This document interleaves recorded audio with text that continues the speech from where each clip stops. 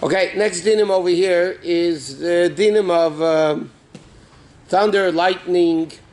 Californians don't know what that is. There's something called thunder and lightning, believe it or not. Abyssal. But even the thunder and lightning that we had is shvachamaisis, like they say. Not for Chicago. Anyway, first of all, there's sometimes you see what's called a flying star. A comet, shooting star. So then you make a bracha, that God made the acts of creations. Lightning, the minig is also to make and thunder, you say the bracha that God's power and might permeate the world. So the din is like this. Usually you make a bracha on the thunder after you first see lightning. Bracha like this. The din is you have to make the bracha when it's raining. If it's not raining yet and there's thunder and lightning, you don't make this bracha. The bracha is when it's raining and you see lightning and you see thunder. So when you see lightning, you say the bracha Eisa Maisa Bereshis. That's the custom. And the custom is on thunder you say Shekeichei Ugvorase Malei Elam. Now as long as the clouds didn't disperse, then it's considered still the same rain.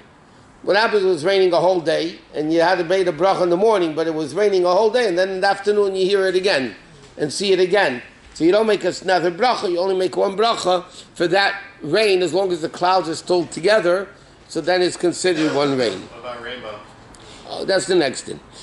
If you see a rainbow, then also there's a bracha. It's interesting, in halacha, many opinions say you don't make a bracha on a rainbow. Why don't you make a bracha on a rainbow, according to those opinions? Because a rainbow basically is a bad sign. After the flood, Hashem said, I will never destroy the world anymore, and therefore I'm going to put a rainbow. What's the concept of a rainbow? That I really should be destroying the world. And the only reason I'm not destroying the world, Hashem, that's what it says in Chumash. Hashem says, I really should be destroying the world with water. The only reason I'm not, because I swore to Noah that I'm not going to do it again.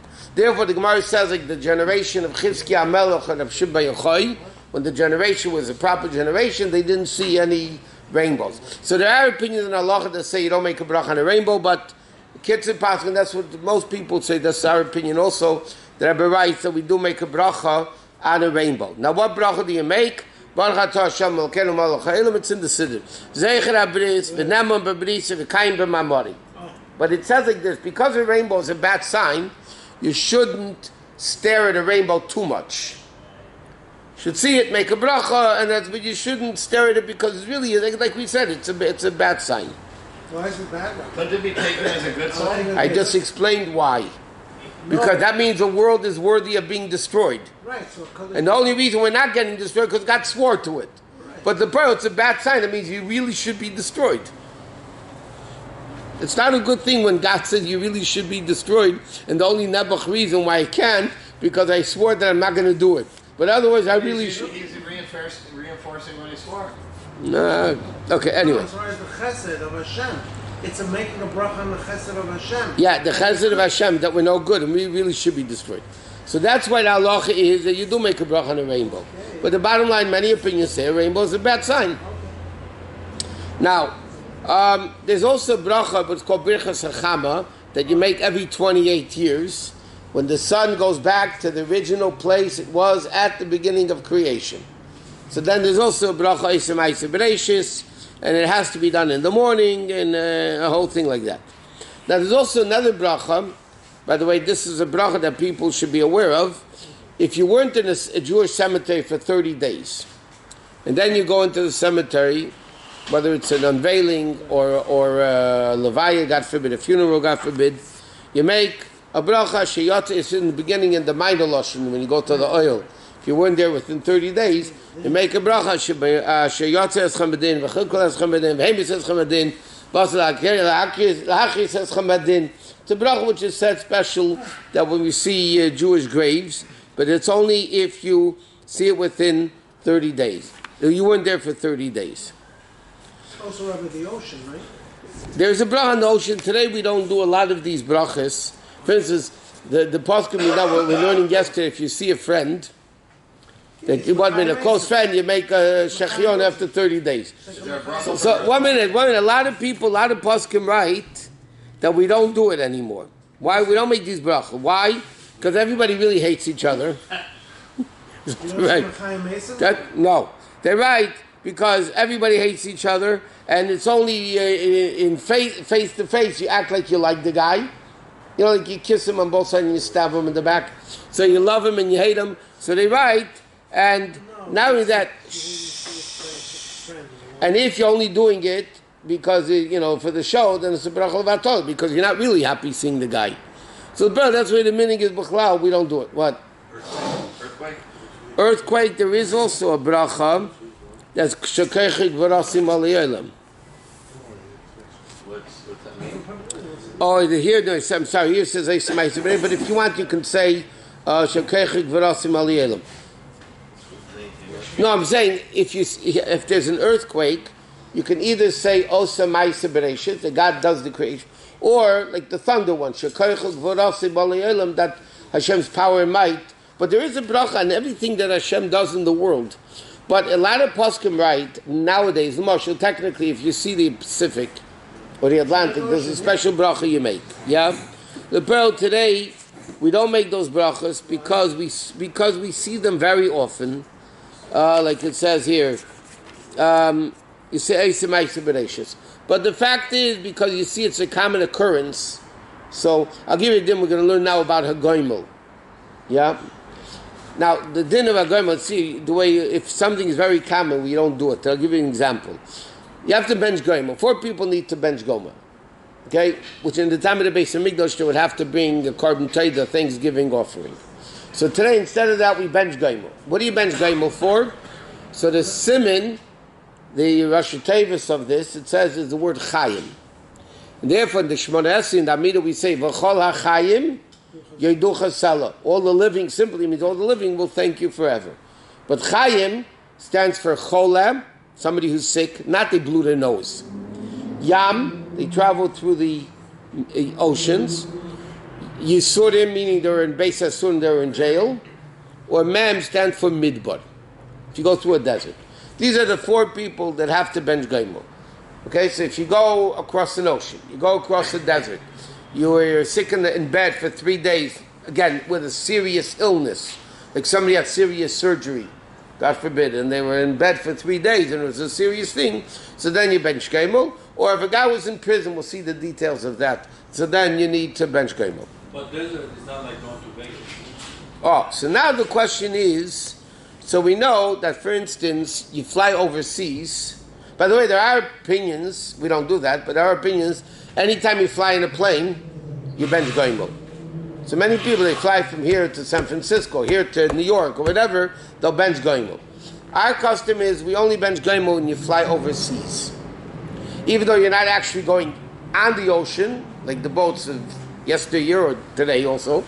Nevertheless, we only bench Goimel. We bench Goimel even when you fly, like to Israel or whatever, overseas. So then you make Goimel. So now the question, 1 second. So then the question is, if you fly from New York to LA, or LA to New York, you also go over the desert. So desert in Nevada along the way. So the question is, why don't we bench Goimel when we fly to New York or from New York to LA or whatever? We go a mile over the sea when you take off from LA. Yeah, but that's not called traveling the sea. That's not called traveling the sea. Tell when you go across the ocean. So when I first came here to LA 41 years ago, I asked Rabbi Reichik Senior, I said, why don't we should bench Goimel? Because, so he told me that the Rebbe told him, because it's a common trip, it's done often, so you don't bench Goimel. The same thing I found out, I was once in England, and we went overnight to France, and you go across the channel. So you go either under the channel, over the channel, whatever. So I asked them, when I was in it was a Brachos still, but when I asked them, they have bench Goimel, and the Rabbanim there said that it's such a common trip, that it's like normal. And if it's normal, it's not something that's called special, or out of the ordinary, dangerous, or whatever it is. So you don't bench Goimel. On the ocean, we said once in every 30 days.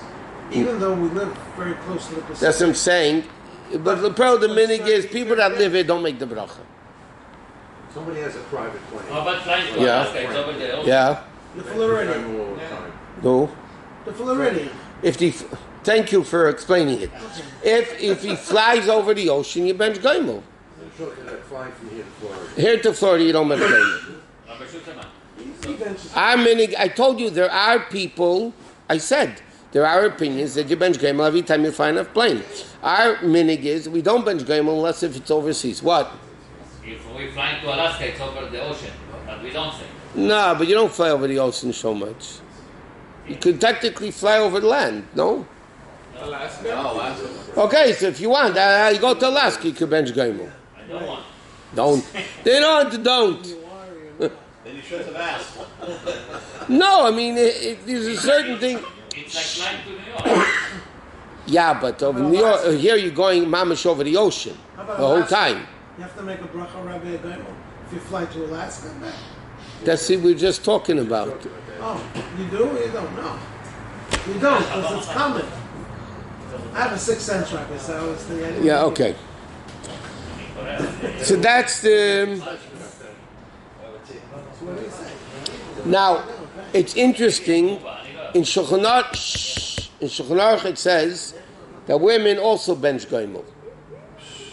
Now, how do women bench gaimel? It says in Shulchan Aruch, the Alter Rebbe brings this down also better in Shulchan Aruch, that, for instance, the Alter Rebbe says in Shulchan Aruch, a woman who gives birth, every birth is sakana, dangerous. So it says in Shulchan Aruch, after a woman gets healed from the birth, she benches gaimel. How does she bench gaimel? So it says in Shulchan Aruch, she goes to the end of the women's shul, next to the men's shul, and she stand there in front of 10 men, and she makes the bracha gaimel, and then the men answer her. By the way, there's nothing. You don't need an aliyah to bench gaimel. This is clear. You don't need an aliyah to bench gaimel. In fact, you don't even need a sefer Torah, even though that's the minig. But lepel, the Alter Rebbe says in Shulchan Aruch, even though we don't, the minig is not to do that. The Alter Rebbe says in Shulchan Aruch that what happens if you should bench gaimel within 3 days of the event.